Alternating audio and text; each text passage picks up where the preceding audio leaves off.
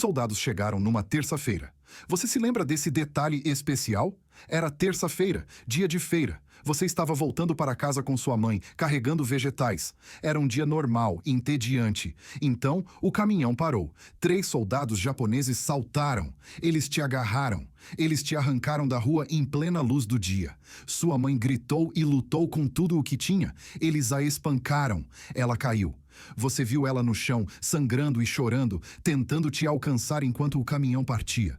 Você estava na parte de trás com outras 5 garotas, todas da sua idade, 14, 15 ou 16. Ninguém falava, todas choravam. Você não sabia para onde estavam indo e ninguém te disse. Os soldados não falavam coreano, ou se falavam, escolheram te ignorar. O caminhão dirigiu por horas, depois por dias. Você perdeu a noção do tempo. Eles te deram água e um pouco de comida. Não muito, apenas o suficiente para te manter viva. Finalmente, vocês chegaram a um prédio. Parecia um armazém ou talvez uma prisão. Era difícil dizer. Havia arame farpado, guardas e muros altos. Eles te tiraram do caminhão e te enfileiraram.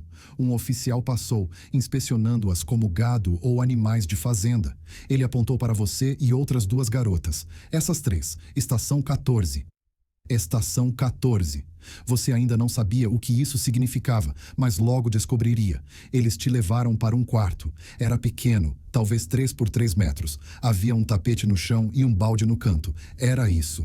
Era tudo. Uma mulher coreana mais velha entrou. Ela parecia exausta, morta por dentro. Escute com atenção, ela disse. Só vou explicar uma vez. Esta é uma estação de conforto. Você agora é uma mulher de conforto. Era assim que eles chamavam. Conforto. Uma bela palavra para um pesadelo vivo. Soldados vêm aqui, você os serve. Esse é o seu trabalho. Essa é a sua vida agora. Quantos? Você perguntou, sua voz tremendo. Depende do dia, ela respondeu. 20, 30, às vezes 50. 50. 50 homens em um único dia. Eu não consigo, você disse.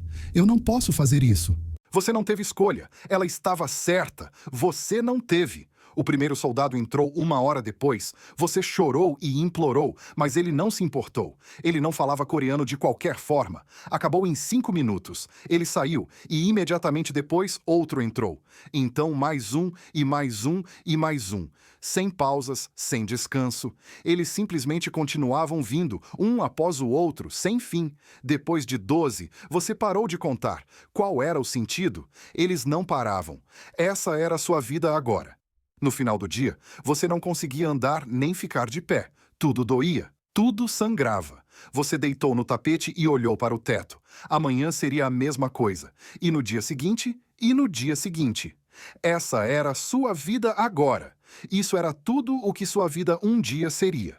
Você não estava sozinha. Havia centenas de garotas lá e milhares em todas as estações. Garotas coreanas, garotas chinesas, garotas filipinas, garotas de todos os lugares onde o Japão havia conquistado. Todas vocês compartilhavam o mesmo pesadelo, o mesmo inferno. Você aprendeu a rotina rapidamente, porque precisava. Soldados vinham da manhã à noite e às vezes ainda mais tarde. Às vezes, eles te acordavam às 3h da manhã, bêbados, violentos e zangados com a guerra. Você suportou porque precisava. Se você resistisse, eles te batiam. Se você chorasse demais, eles te batiam. Se você não fosse entusiasmada o suficiente, eles te batiam. Então, você aprendeu. Você aprendeu a fingir. Sorrisos falsos, gemidos falsos, prazer falso, qualquer coisa para impedi-los de te bater. Você se tornou boa em desaparecer. Mentalmente, você não estava mais ali. Você estava de volta à sua casa na sua aldeia com sua mãe, antes do caminhão, antes de tudo. A dissociação era sua única fuga. Algumas garotas tentaram fugir, você viu isso. Uma garota tentou escapar à noite e conseguiu passar pela primeira cerca. Os guardas a pegaram antes que ela chegasse à segunda. Eles a arrastaram de volta e a espancaram na frente de todos. Eles quebraram suas pernas para que ela não pudesse fugir novamente. Ela ainda tinha que trabalhar, apesar das pernas quebradas. Os soldados não se importaram. Eles apenas reclamaram que ela não conseguia se mover direito ou não era entusiasmada o suficiente. Ela morreu 2 semanas depois de uma infecção. Eles a enterraram nos fundos, em uma sepultura sem identificação. Ninguém sabia seu nome e ninguém o registrou. Depois disso, você parou de pensar em fugir. Você adoeceu. Todas adoeceram. Doenças se espalham rapidamente quando você serve 50 homens por dia. Não havia proteção, nem remédios, nem cuidados. Você engravidou, é claro. Era inevitável. A matemática dizia isso. O médico do acampamento realizou um aborto. Um grosseiro, doloroso e perigoso. Sem anestesia, apenas dor. Muita dor. Você sobreviveu por pouco. Algumas garotas não. Você as ouvia gritar na enfermaria, depois silêncio. Então, os guardas carregavam os corpos para fora. Você tinha agora 17 anos. Você estava lá há 3 anos. 3 anos! 1000 dias disso. 50.000 homens, talvez mais.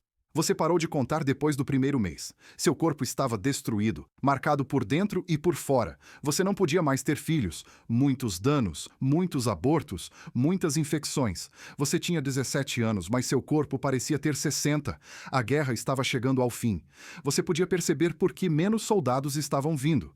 Os que vinham estavam desesperados, com raiva e perdidos. Eles descontavam em você. O Japão se rendeu em agosto de 1945. Você ouviu os guardas conversando e entrando em pânico. O que fariam com todas vocês? Vocês eram provas, testemunhas, problemas. Algumas estações executaram as garotas, atiraram nelas, queimaram os prédios e destruíram as provas para que ninguém soubesse ou se importasse. Sua estação não fez isso. Os guardas simplesmente foram embora, deixando você para trás e fugindo antes que os aliados chegassem.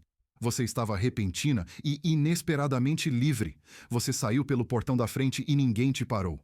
Você estava usando as mesmas roupas de 3 anos atrás, mas elas não serviam mais. Você estava mais magra, menor e quebrada. Você começou a ir para casa. Eram centenas de milhas, mas você não se importava. Você foi mesmo assim. Levou semanas. Você implorou por comida, dormiu em valas e evitou as pessoas. Você parecia terrível e cheirava terrível. Todos te evitavam. Finalmente, você chegou à sua aldeia. Você estava em casa. Sua mãe ainda estava viva. Ela te viu chegando e correu até você, abraçando-te e soluçando. Ela pensou que você estava morta. Onde você esteve? Ela perguntou.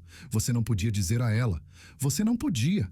A vergonha era muito grande e o estigma era muito pesado. Se as pessoas soubessem, você não seria digna de casamento, intocável e arruinada. Eu estava em uma fábrica, você mentiu, fazendo suprimentos para a guerra. Ela acreditou em você. Todos acreditaram em você. Ninguém fez perguntas. Mas você estava diferente agora e todos podiam ver. Algo estava errado. Algo estava quebrado.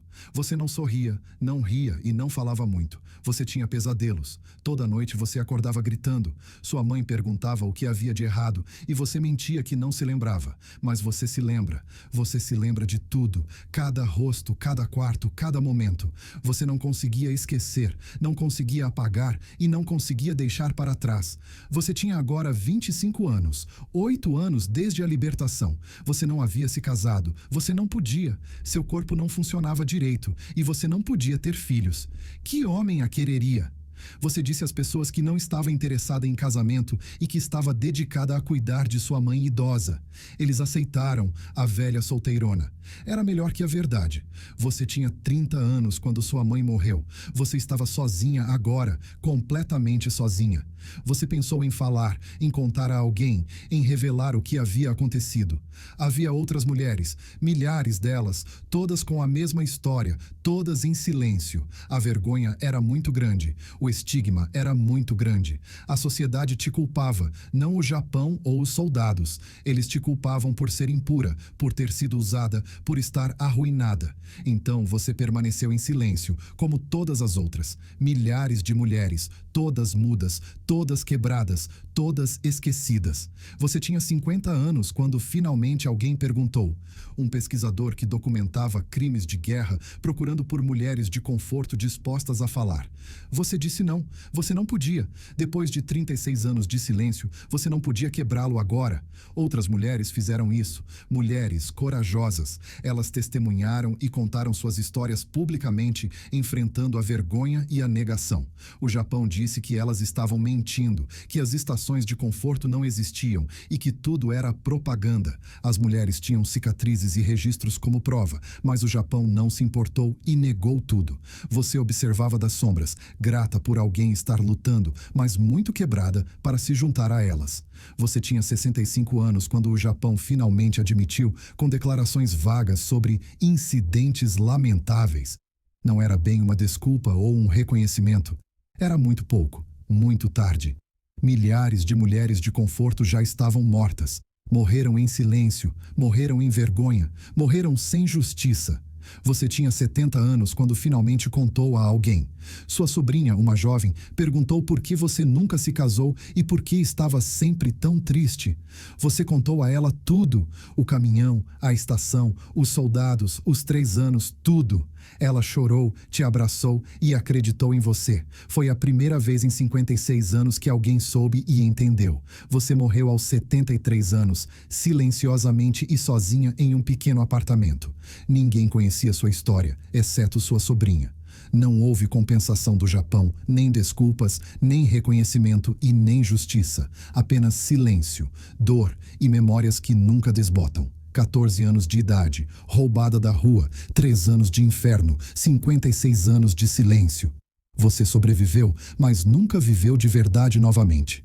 E a propósito de jovens sendo arrancados de suas famílias e forçados a pesadelos que não escolheram, confira a vida de um soldado de trincheira na Primeira Guerra Mundial. Esses garotos também eram adolescentes arrancados de suas vidas normais e jogados no inferno sem saída. Foi uma guerra diferente, mas a mesma juventude roubada. Link na descrição. Se esta história mudou sua perspectiva sobre as cicatrizes ocultas da história, inscreva-se e curta o canal. Nós desenterramos a história que eles tentaram enterrar. Ajude-nos a plantar as sementes para o futuro. A próxima coleção de histórias será inaugurada em breve.